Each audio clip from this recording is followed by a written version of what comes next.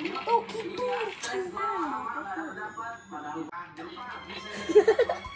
Centang kakak. Kumaha akan adinya. Oh, adi tuh. Tenepi.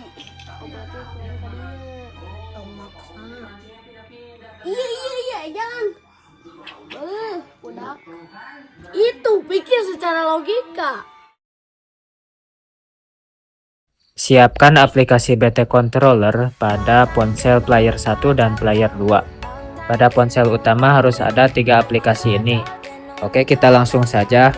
Pada ponsel utama, kita akan memasukkan mapping. Pertama, buka aplikasi Jar Zipper, lalu cari folder download. Cari mapping yang sudah kamu download tadi, lalu kita klik ekstrak di sini. Nah, ini file mapping yang sudah diekstrak, kita tekan seperti ini, lalu kita klik salin. Selanjutnya kita kembali, lalu masuk ke folder Android. Masuk ke folder data, kita scroll ke bawah, lalu masuk ke folder XYZ Ether. Nah, kalau versi Android terbaru pasti akan ada tulisan akses ditolak seperti ini. Cara mengatasinya, kita batalkan dulu salinannya. Untuk Android yang versi lama bisa skip cara ini. Kita kembali lagi. Nah, pada folder data harus muncul dulu jumlah filenya seperti ini. Setelah itu baru kita tekan, lalu kita ganti nama, tambahkan angka 9, lalu klik OK. Nah, sekarang kita coba ya, masuk ke folder XYZ. Nah, sekarang sudah gak ditolak lagi ya. Oke, kita akan ulangi lagi dengan menyalin file mappingnya yang tadi di folder download. Nah, yang ini ya, kita salin lagi, lalu kita pergi ke folder Android data, scroll sampai bawah, masuk ke folder XYZ files, lalu input profile. Nah, tempelkan di sini ya. Nah, kalau sudah beres seperti ini, kita kembali lagi dan kita ganti lagi ya folder data yang tadi. Nah, yang ini kita tekan, lalu kita ganti ke nama yang semula. Kalau tidak diganti nanti datanya bakal double ya. Jangan sampai ketinggalan. Ini sangat penting guys. Oke, selanjutnya kita akan memasang mappingnya di Aether XX2. Kita masuk ke aplikasinya, klik baris 3 yang ada di pojok kiri, lalu kita pergi ke pengaturan kontrolnya. Selanjutnya klik muat profil, klik yes, lalu klik mapping yang sudah ditambahkan tadi ya. Nah, ini mappingnya sudah selesai dipasang.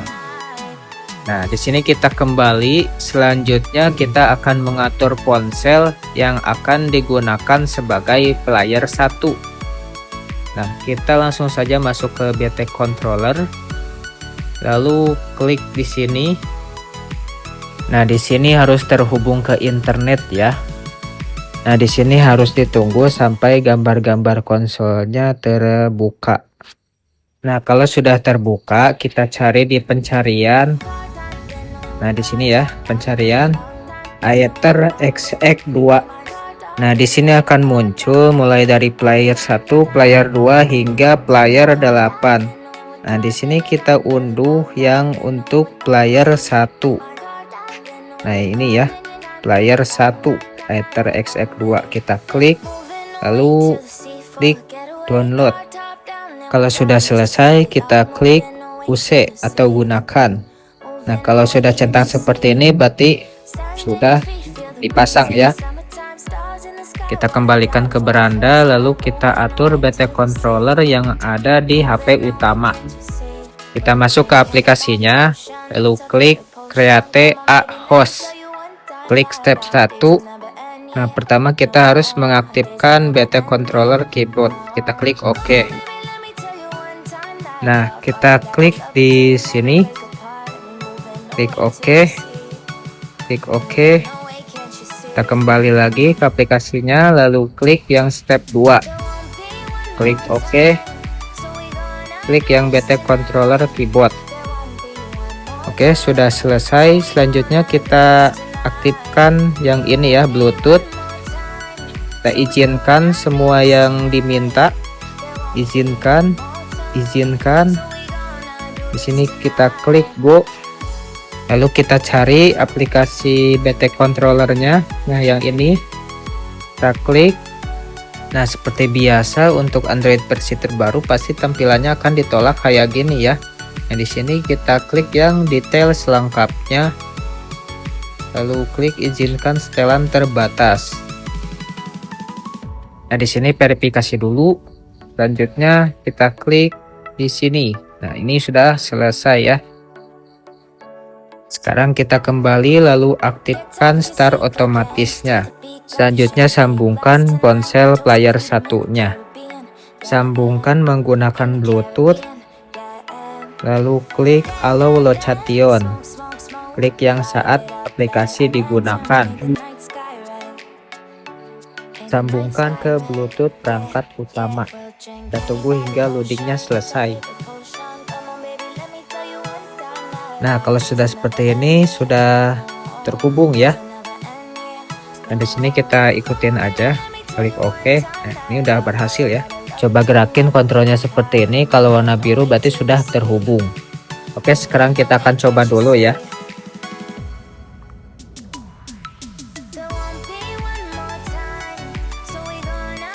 Nah, ini sudah berhasil ya. Sekarang kita akan atur untuk player 2. Masuk ke aplikasi BT controller, lalu klik lagi seperti ini. Caranya gak jauh beda ya, kayak yang tadi player 1. Dan di sini kita tunggu. Ini harus terhubung ke internet. Tunggu sampai tampilan sticknya muncul.